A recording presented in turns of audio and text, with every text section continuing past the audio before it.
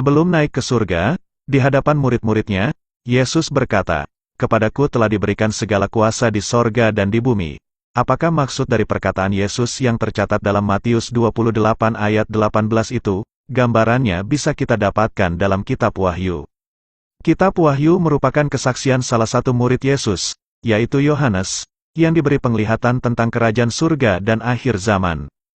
Penglihatan Yohanes tentang kerajaan surga yang dicatat dalam Kitab Wahyu, diawali oleh pertemuannya dengan Yesus.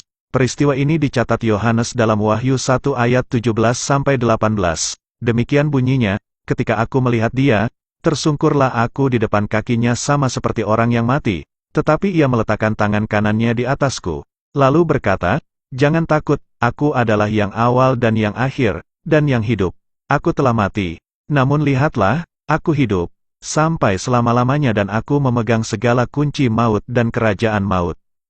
Kemudian dalam Wahyu 5-8, Yohanes mencatat kesaksiannya ketika melihat seekor anak domba di kerajaan surga. Anak domba tersebut berkuasa membuka gulungan kitab yang berisi tentang peristiwa akhir zaman, dan penghuni kerajaan surga sujud menyembahnya. Anak domba tersebut tak lain adalah Yesus Kristus. Selanjutnya, Yohanes menuliskan penglihatannya tentang penghakiman manusia di akhir zaman nanti, yang dicatat dalam Wahyu 20 ayat 11-15. Yohanes melihat seluruh umat manusia dihakimi menurut perbuatan mereka, berdasarkan apa yang ada tertulis di dalam kitab-kitab yang akan dibuka di akhir zaman nanti.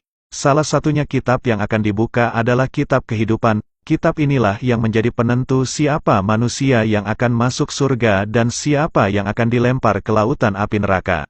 Dalam Wahyu 20 ayat 15 ditegaskan bahwa setiap orang yang tidak ditemukan namanya tertulis di dalam kitab kehidupan akan dilempar ke dalam api neraka. Lantas siapa yang memegang dan berkuasa membuka kitab kehidupan tersebut? Jawabannya ada pada Wahyu 3 ayat 5 yang menyatakan bahwa Yesus berkuasa mencatat dan menghapus setiap nama manusia dalam kitab kehidupan.